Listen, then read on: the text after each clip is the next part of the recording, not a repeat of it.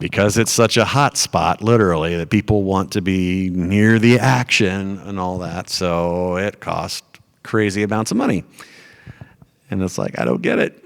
Why is it that? And especially now, if the voice acting industry stays the way it is, there's not really a lot of incentive to stay in an expensive place. So probably, I'm predicting, if this stays the standard and people still record from home, more people are just going to start moving all over the place. Because it doesn't matter. You can have someone who lives in Paris and still be on an American dub, because all we need is the internet. Now, if we lost the internet, that's a problem. But yeah. So, that's definitely an upside to a pandemic, is we're able to do something super convenient once we make the right little adjustments and investment. Then you can stay home. I'm spoiled by that. I miss seeing people at the studios and all that, but, you wear your pandemic wardrobe, which is, pants aren't really optional. It's just like you're at home. You're in the closet. No one sees you. Even on Zoom or Skype, they don't have to see you. They just have to hear you. So chances are, your favorite anime that's been recorded this year or last year, it's probably been recorded by people not in there wearing any pants. And that's just funny. Or they're recording all these different mics and different recording environments in different states, and yet you're hearing a lot of LA people on Funimation dubs and a lot of Texas people on LA dubs, and now it's kind of mixing, Before, you'd hear like, Pokemon is just done in New York. Well, now Pokemon's done in LA with some New York people and LA people and Texas people, and I think it's cool to mix and match. Just like anime cons and comic cons are kind of like, there's crossover. You see people that go to both now. I still see a lot of anime cosplay at comic cons, and I see a lot of superhero cosplay at anime cons. I think it's great. It's like years ago, people would just be like, no, you stay in your yard and this is our yard. And like, no, come on, fandom is fandom. And it's 99% positive. The negative fans that make fandom look bad, that's just a small but very vocal minority. They get online and they're trolls and all that. It's like, but I think a vast majority of fans are super cool. And at least that's been my interaction and my observation of fandom. That's like, stop picking on someone because, they like something that maybe you don't. Let them enjoy what they enjoy. There doesn't need to be a sub versus dub argument anymore. That should have ended in 1997 when DVD came out, and you could choose a language track. And I would think all the dub haters, if they were the creators of that show, they sure would cash those checks. If their show from Japan wanted to get licensed for Cartoon Network and you see all the zeros in there, it's like, all we have to do is get it dubbed. Okay. Of course, because it's a business. It's all art, and it's very important, but in the end, people got bills to pay, and businesses need to profit, and that's why it's so important that everyone came around to the on-demand society that internet is. Japan was fighting against it for a long time, but all the piracy sites kept, imploding studios. But now, it's the best time to be an anime fan. Unless you're watching a super obscure show that has never a chance of being licensed, most stuff is licensed now and ends up simultaneously released or within a few days or a week or two at most. They're called simuldubs or broadcast dubs. And you're getting more and more movies coming out that way. And hopefully, I don't know yet, but there's a new Dragon Ball movie next year. I sure do hope we don't have to wait for months and months after it comes out in Japanese for us to get to see it in English. But right now, mum's the word. It's like, we're just waiting. When people ask me about Bleach, because the last arc's being done, it's like, I don't know any more than you do.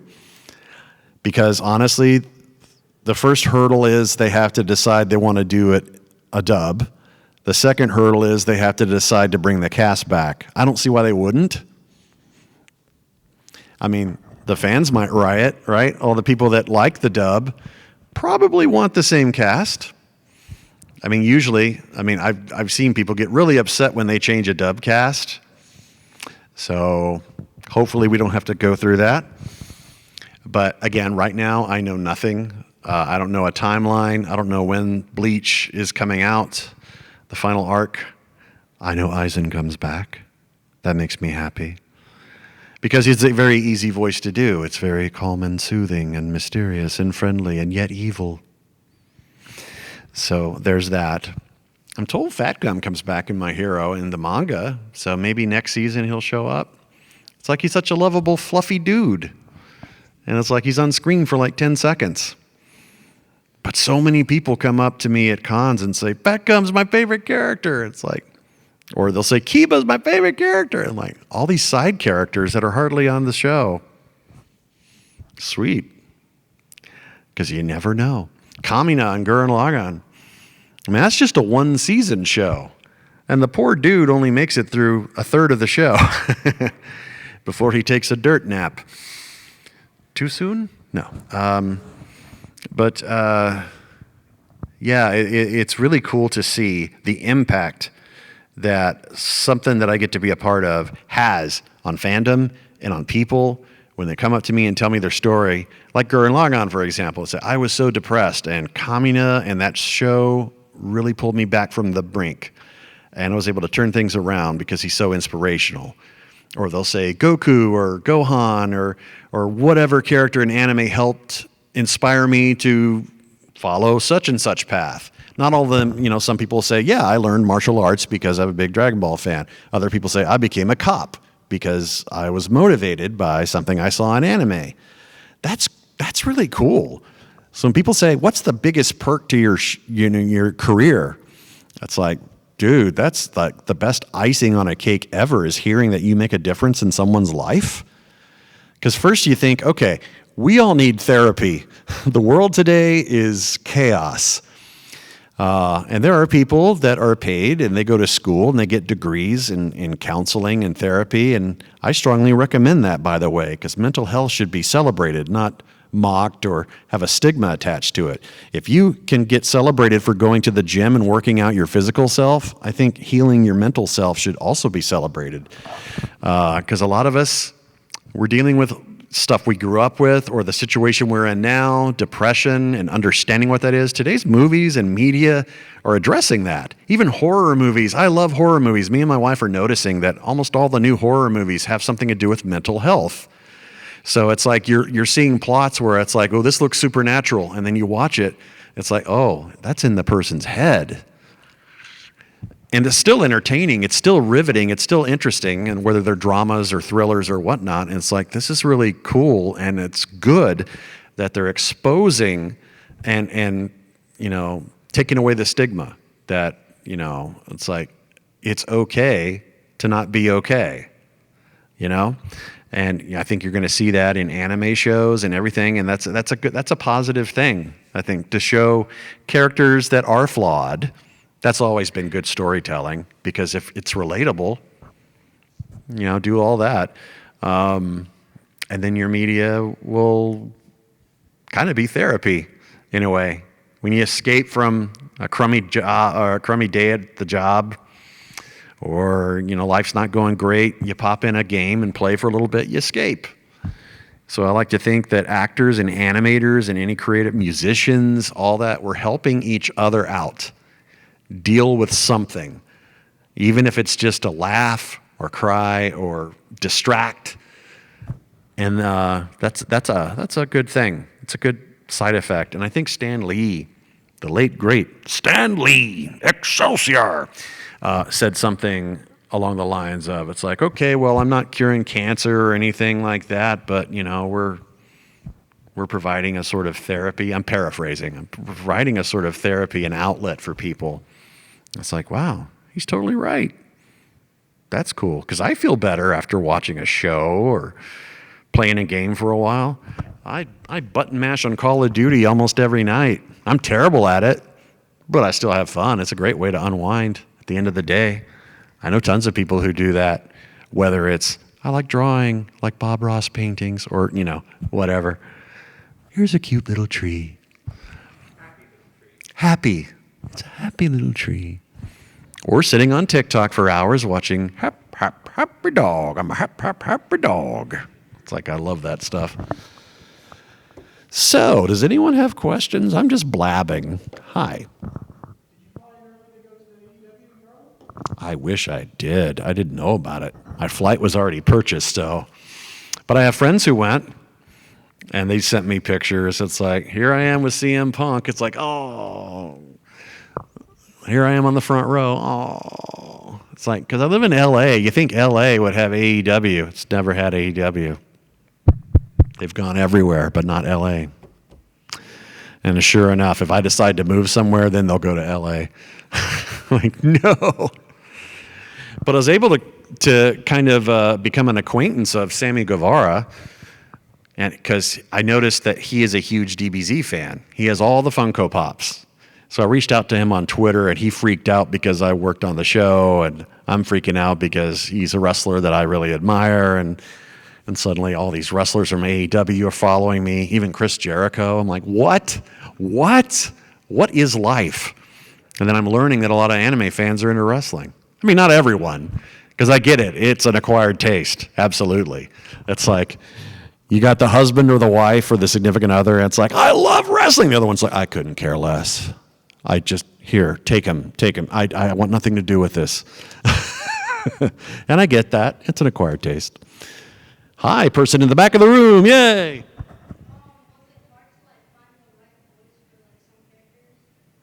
Finding the right voice for who?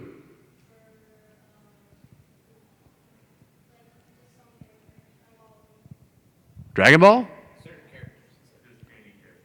Just any character, like finding a voice?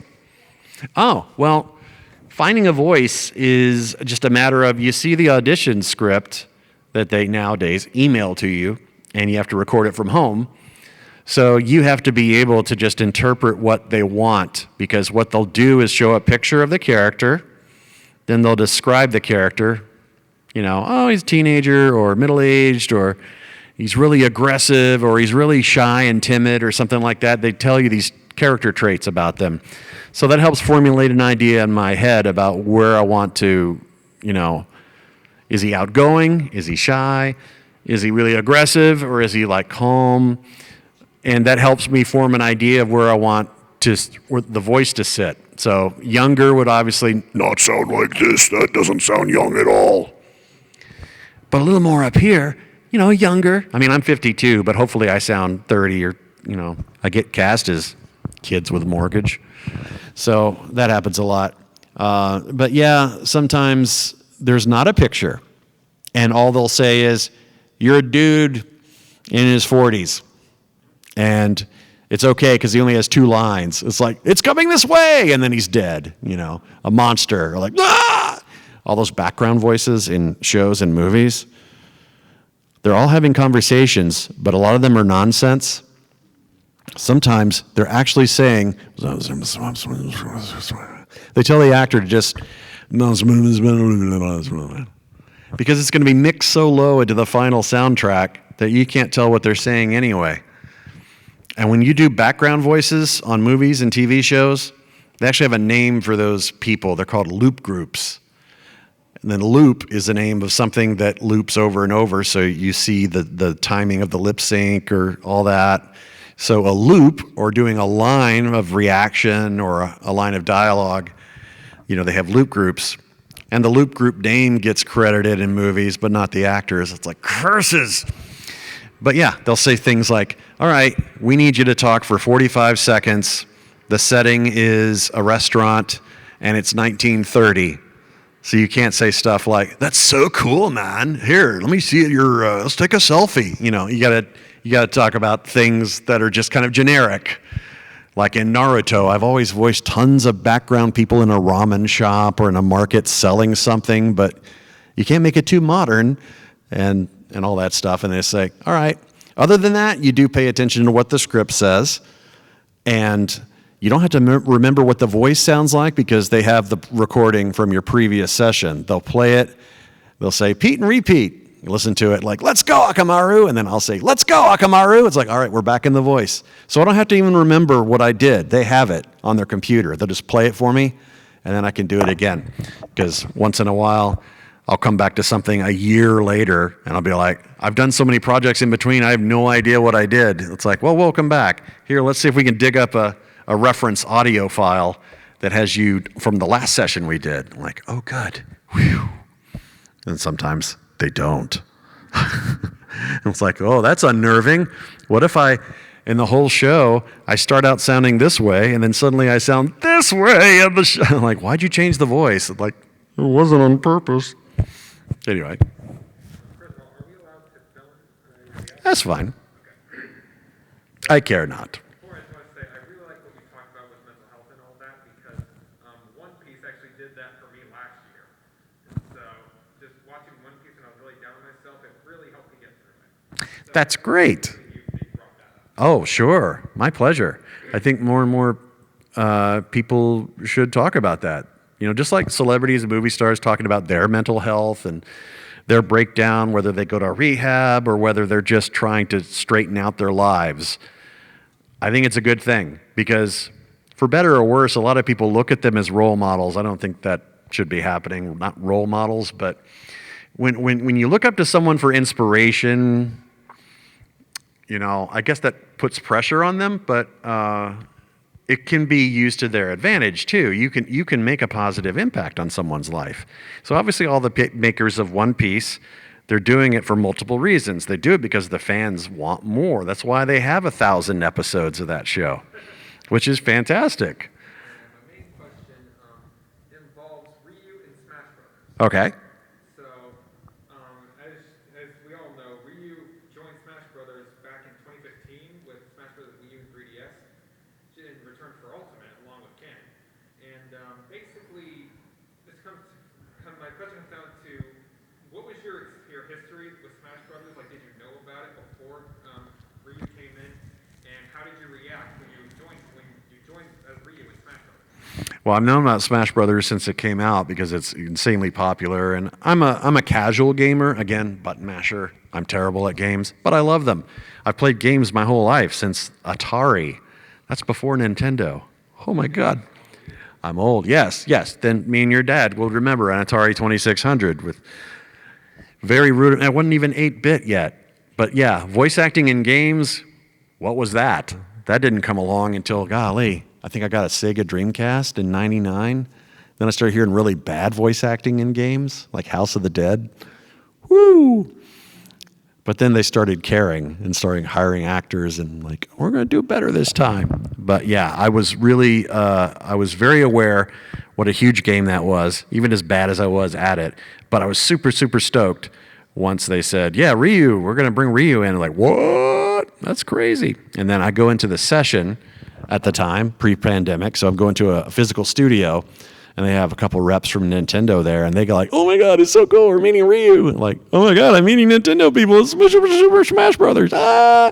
And then I'm done in like 20 minutes because there's not a lot of dialogue. You know, it's a couple of battle shout-outs, and that's it. Like, so this is Smash. You're like, give us like 3 takes of every line. We're done. Yeah, it's funny that you just said that because that particular line, so this is Smash and all that, that was never actually played in the game. That was only used in Ryu's reveal trailer. Right. But people remember it. And as well as you like go into like the sound test, you play Ryu's voice clips, you don't hear those lines at all. Yeah. So that's very interesting. Yeah. Those trailers were never preserved in the game. You can only find them on YouTube. Oh, wow. YouTube is eternal. Yeah. Oh, that's crazy. Yeah, I remember recorded a month before it dropped, and it was just DLC, you know, so we... It was leaked during that time. Oh, my God, of course. I bet they hated that. But it came out on my birthday that year, so that was a nice birthday present. They didn't give it to me. I had to buy it, but still, it was $8. It means nothing. So that was cool. Just like, hey, I can play as my character. As people say, what's it like to hear yourself in anime? It's like, well, I've been hearing it for 20 years, but yeah, I remember in the very beginning, oh, you couldn't peel me off. I was so excited because literally a dream come true. It's crazy. Let's go over here. Thank you. You too. Favorite scene to do is Fatgum. A lot of his early stuff when he's just like, who wants candy? You know, and all that. But the big fight scene, that was cool too, because Fatgum became Fitgum. the sword and the shield and the spear and the all that cool stuff. That's a cool fight scene and a lot of emotion behind it too. So I mean, he hasn't shown up a lot, but getting to do that, I've done, and that's the thing about long distance. I've done it all from LA, even though the show is recorded here. So that's been fun. And then the movie that just came out had Fatgum for like 10 seconds or something. Again, I recorded from home, and then they showed it in the theater. Did you see the movie in the theater? I'm sure it'll be on video soon anyway. But people ask me, do you watch what you've recorded? And it's like, there's not enough hours in the day. First world problem. I'm in so much in 21 years that I couldn't possibly catch up with everything. I have seen my scenes of Fatgum, and I saw season 1. So I need to catch up because My Hero is a really good show. Oh, yes. But more's coming because it's insanely popular. And that's a good thing. I totally see why it is, too. So thank you, Marvel, for, for making superheroes mainstream. Not that they weren't, ever. I think they always have been. But yeah, good times. Yeah. Is there any character out of Gohan's voice that you think you relate to the most? I relate to the nerdy part of Gohan because he's just a dork. And I am a dork. I don't go around dressing up as the great Saiyaman, but you know, he's a good father and a good husband, unlike his father. Goku's not a good role model. And I believe Gohan's real dad is Piccolo. You know, adopted dad, but still. But it's nice to see him in that purple gi. You know, maybe they'll make Gohan great again. I'm hoping. But yeah, I think his aspect, because he's really three-dimensional. He's not just a good guy. You know, he's a devoted husband and father. He's also a great team player. It's a lot to look up to. So if there's anime role models, he's up there. He's a good, and he's always been a really powerful, strong character, even growing up as a kid, all through Cell and all that stuff. When Gohan peaked, and then kind of went down, I was like, oh, come back, be good again. Hopefully they'll let him show his stuff. But yeah, I like to say that I put a little piece of myself in everything I voice because it is my voice. But I just try to put myself in the zone, whether it's Aizen, who is completely evil, but he doesn't think he's evil. He's just misunderstood. Or Kiba or Ryu or whatever. They're on their own unique journeys and pathways. And as soon as I see the dialogue and we're recording and all that, I'm just honed in on the zone. I'm just going to do whatever the character needs to be done, whether I can manifest that or the director needs to pull something different from me. Because I'm there for the director. I don't get to choose what take to use or any of that. I'm there. The director says, yeah, do it more this way or more that way. And it's like, okay. And then sometimes things with Z, things with Gohan, Dragon Ball, we've been doing it for so many years that we can almost direct ourselves. Chris Sabat even said that. It's like on the Dragon Ball Z Kai dub, it's like we're all more veteran actors at this point. So there really weren't any notes to say, hey, do it like this, read it like that. It's more like, okay, here's the next line. Okay, that's good. And then we could speak up and say, hey, that line doesn't sound like something, you know, he doesn't call his dad father ever. It's always dad. It's like, okay, we'll change the line. That's cool. Because once in a while things slip through the cracks script-wise, but yeah. Back in the room. Yeah. What was your favorite character to play as? Favorite character to play as? The next one. Because we're freelance. We don't have regular work hours. You know, we're hired and fired basically all the time. Gohan started my career though, so I would say probably Gohan. He's the one that I've been able to consistently do all these years. He started my career. I've been doing it every year, whether it's the anime or games, endless games. And then the newer movies, hopefully next year's movie. And seeing that impact on people's lives and now new generations. I'm seeing people in their 20s that grew up watching DBZ and now they're parents and they're introducing their kids to anime. It's like, that's cool. I remember 10 years ago at cons, parents would just drop their kids off. They wanted nothing to do with it. Now they're interested in their kids' lives. It's like, good parents, good parents. They're seeing like, look, anime is not evil. It's not bad. It's misunderstood. It's cool stuff. It's a great art form and great expression. So it's cool to see families come together and bond over that sort of thing. Has your job changed pre-COVID and post-COVID? Yeah, the job has definitely changed in that we do record from home now. There are some studios that have really good cleaning protocols, and I might go into a couple studios here and there, but they'll sanitize all the equipment, even the headphones. They have these little clear things that they put over the earmuffs, and they wipe sanitary wipes all over the mic and everything, and they let it air out. They have air purifiers, and they'll space out the sessions instead of back to back to let good air circulate in there, and they have tons of hand sanitizer. So it's like, okay, I mean, us as a society, I think we should have had this all along, right? We probably could have knocked out the flu while we were at it years ago if we just be more cognizant of everything you touch is, especially cash nowadays, dirty. So use a lot of this. Contact free is a good thing. So yeah, other than that,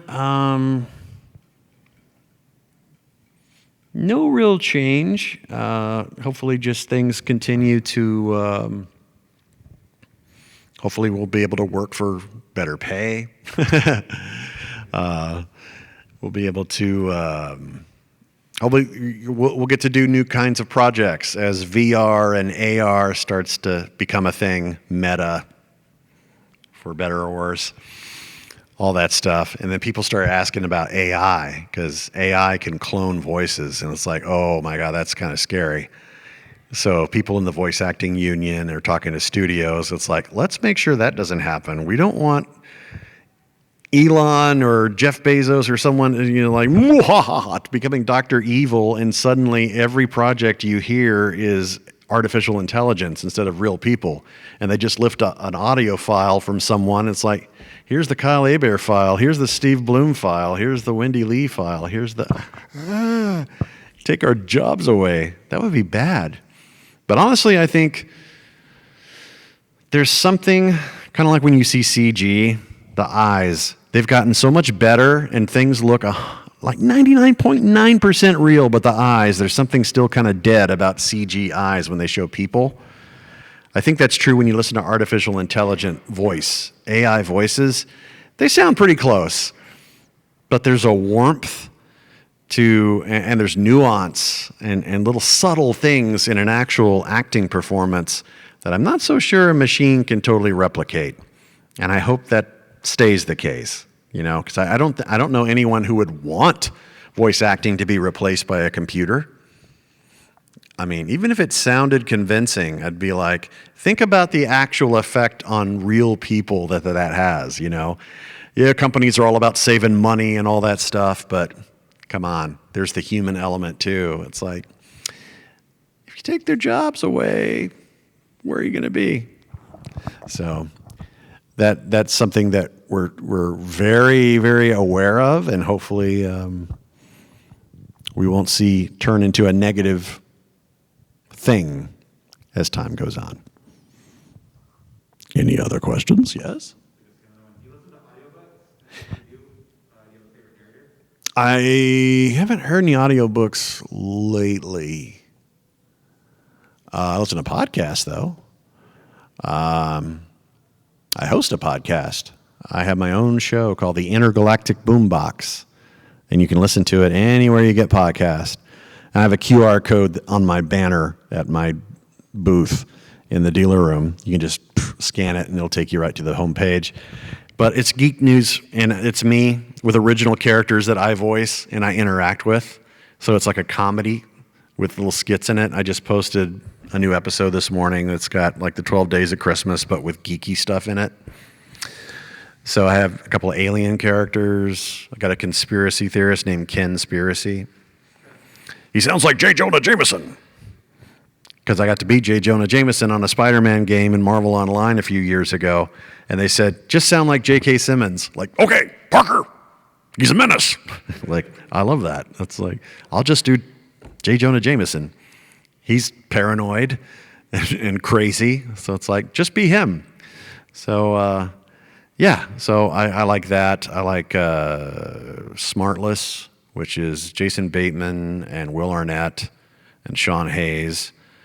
I listen to Podcasting 2.0, which is this new movement about podcasts that you can see images and chapters. My show is, if you go to a Podcast 2.0 app that are totally free, you can see images and skip through chapters, and you can even stream donations to podcasts instead of a Patreon that you pay $5 a month for.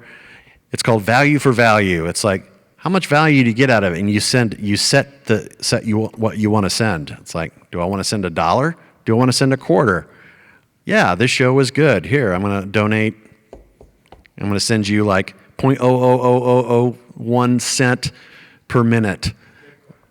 Yeah, and it actually is in Bitcoin. It's in a Satoshi. Satoshi is like 0.00001% of a penny or something crazy low. So it's like, I sent you 2,000 Satoshis. That's $1. So no one's getting rich, but it's a new model, a new monetization model that I think is really going to take off in the next few years, whether it's streamers or YouTubers or whatnot, musicians. Imagine getting to listen to someone's album and instead of buying the album, maybe just tipping the musicians, like, this guitar solo was great. I'm going to send the guitarist $10. Or the whole band was great. I'm going to send the whole band $10. And you get to name your price. And that whole model, that's intriguing. Yeah, some people might pay next to nothing, but others might decide to say, hey, I'm in a real giving mood. This album changed my life. Here's $500. They get to name their price. It's called value for value. You get value, so you give back value, time, talent, or treasure. You want to give back something that you think gave you happiness. And that's starting with podcast. It's crossing over into music. And I think you'll probably see it in the next few years. You'll see more and more people get away from Patreon and all this and into this decentralized thing where there's no middleman. It's just you, the consumer or the listener, and then the artist. Wouldn't you rather that anyway? Instead of, go through Patreon and they take a cut and then the artist gets support. It's like, wouldn't you rather something that's no one can interfere with it? No banks, no governments. Just that's what's called decentralized. So yeah, I think Bitcoin's really cool. It's hard to understand. I'm trying to learn it myself, but I'm fascinated by it. The whole banks can't control it. You can't be censored. Yeah, if you say the wrong thing and make someone mad, they can yank your show off the air. That's censorship, right? But if your show is on the blockchain and you're getting support by all that, it can never be removed. That's censorship free. People can have freedom of speech. So that's an exciting thing. That's a long-winded answer to that. But something I feel very passionate about. Yeah. I don't know if you're familiar with stock sound effects. Do you think that should come back? And would you want like a voice to be used like repeatedly? Sound effects for what? Just like like a Wilhelm scream or something like that. Well, the Wilhelm scream, all these stock sound effects and screams and all that, yeah, they do get used a lot and people can recognize them and everything. It's like, sure, I mean, that'd be cool to say, like, I'm the new Wilhelm scream or something. That would be a bad thing. As long as it's not AI, as long as it's like it's actual real people that do that sort of thing. You said sound effects, and my mind went to Foley artist. And what Foley artists do are all the sound effects on movies. Like someone's walking, they don't use the walking sounds from the set with the mic. They actually dub it in like, a pair of shoes on gravel or wood or whatever and put a a really high quality mic close to it. And they do all those sounds, or leather crinkling, and then the Star Wars stuff, any sci-fi is like, Sky's the limit. It's like, we need a spaceship sound. Okay, quick, get that mixing bowl and that electric razor. Now sample that into the synthesizer. Okay, now play with it. It's like, people ask me what I would do if I weren't voice acting. I'm fascinated by sound design. I think that would be so cool. Just like, the classic Star Wars stuff, all the pew, pew, pew stuff. It's like, take a wrench and hit it against an electric tower, like a phone tower. That's the sound. Or, Darth Vader's respirator mask. All that stuff. Yeah. Have you practiced or developed voice acting, or have you studied it?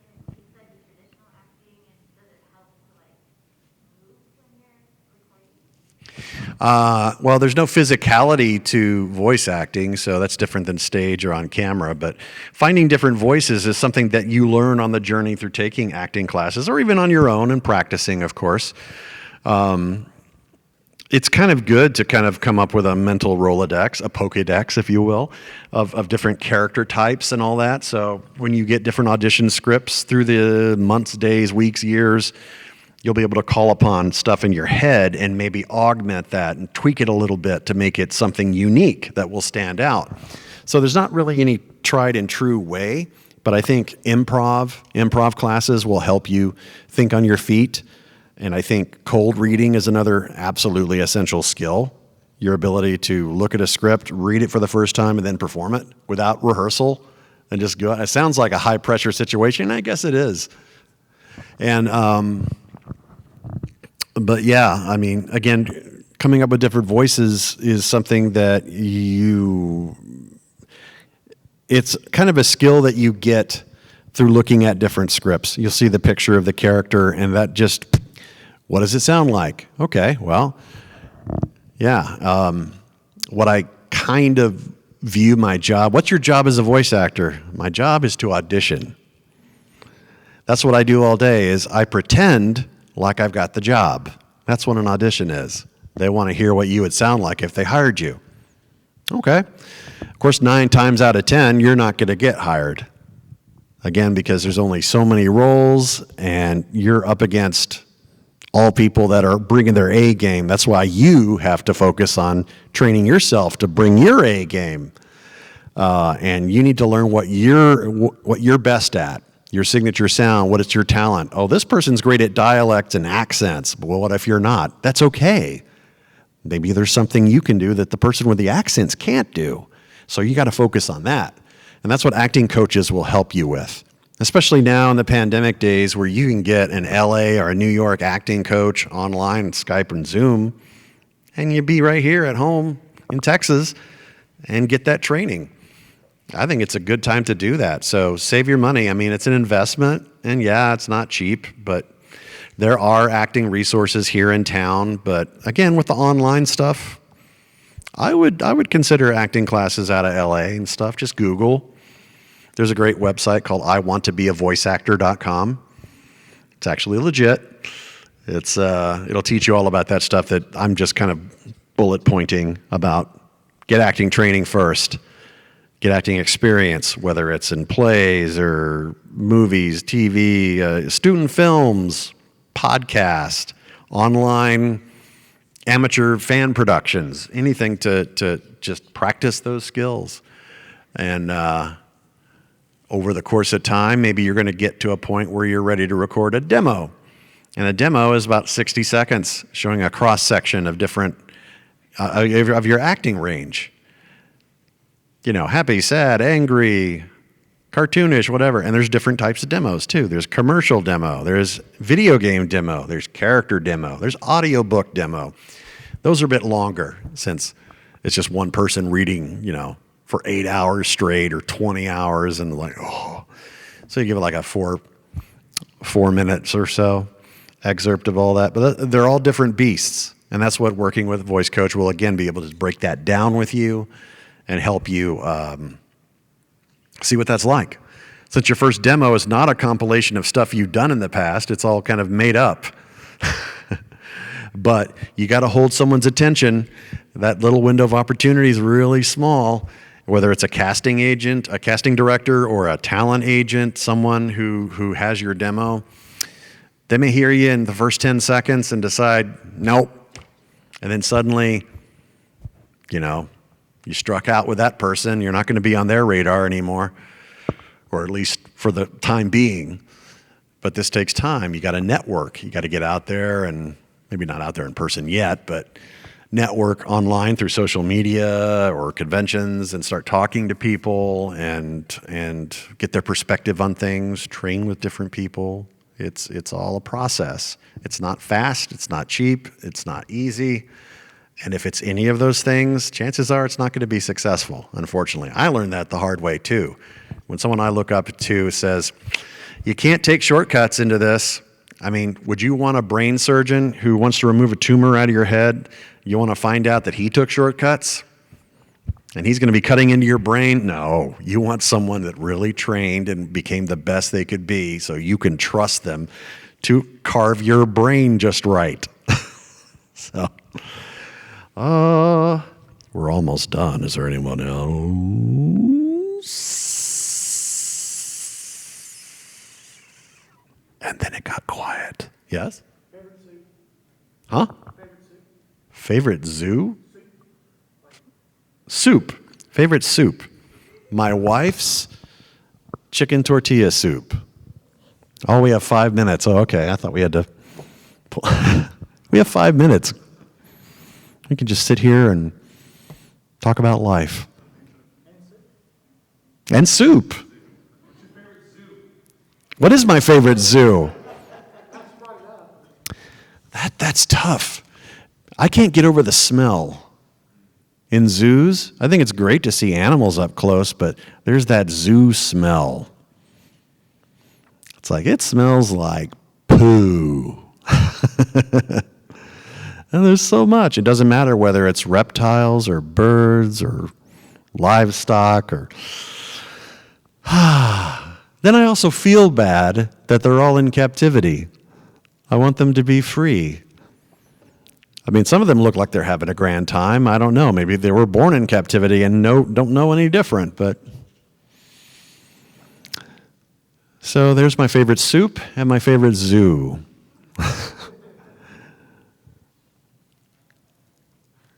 Yes. Oh, yes. So, what was your favorite thing to do with like Kirishima and Tamaki? With like the voice actors. Well, my favorite thing to do with these other voice actors, I can address that in a general sense because we only record by ourselves. For anime and video games, every actor is brought in one at a time because we're matching the lip sync of the original Japanese. So unless we watch the final episode with everyone all in the mix and everything, then I could give you a more full answer, but I haven't seen those episodes. At least I didn't remember them anyway. So what we do when we're recording, and you say, well, you don't know what's going on, how do you know how to voice act? And you don't get your script in advance, normally. I mean, you have to now because you're recording from home, but the director will tell you what's going on in that episode, everything that you need to know, so that when they get to your scene and you see your line of dialogue, you know that it's responding to someone else in that scene. And maybe they'll play it for you. They'll definitely play it for you in Japanese, so you'll know, okay, how loud or soft do I need to make this line? And then once they're happy with that, you move to the next line. And then if you have big fight scenes, then you do that at the end of the session because that could ruin your throat. And we do that for fighting games like Street Fighter. I had to do all the talking stuff first. And then the Hadouken, whoa, you'll power up and all that stuff. Same thing with Dragonball Z. Let's do all the dialogue first. And then all the screaming, dying, yelling, all the power-ups and constipation and all that fun stuff. Yes? Depending on the order of recording, do you ever get to hear the person that went before you so that you're able to match the pitch back, or are you always blind? Almost always blind.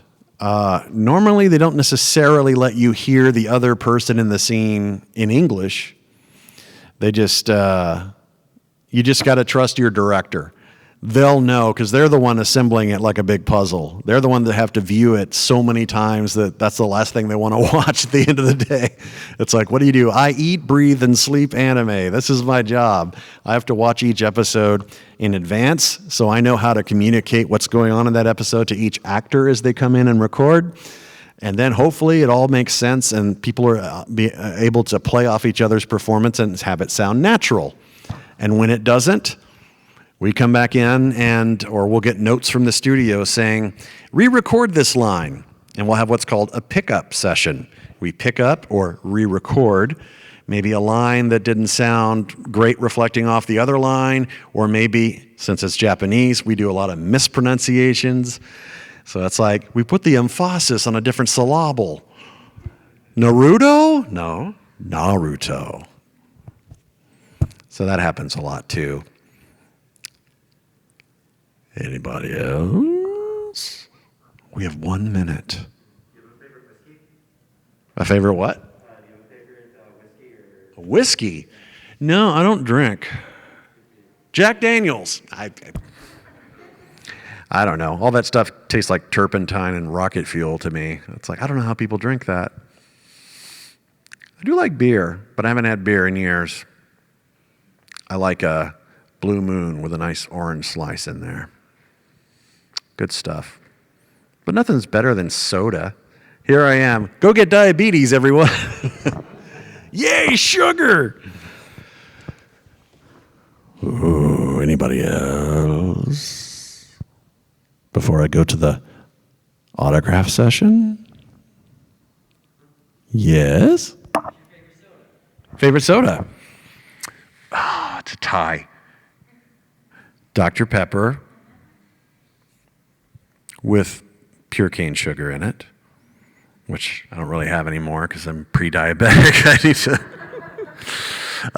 to. Root beer, golly. Remember Shasta or A&W back in the day? Micro brew, like stuff from like BJ's. People that make their own in-house root beer, that's amazing stuff. Okay, guys. Well, thank you for coming. I'm going to go sign somewhere. There's an autograph area where all the guests are going to be signing. Next door, right? Way down there. It's way down there in the other hall, on the other end. I'm going to head there now so people can bring stuff if they'd like an autograph. You get one free signature. So there's an incentive to come say bye. Come say hi. Get your badge signed if you want. Otherwise, I have some prints for sale, and we can take selfies and all that stuff. So thank you for coming, and enjoy the rest of the con. Thank you.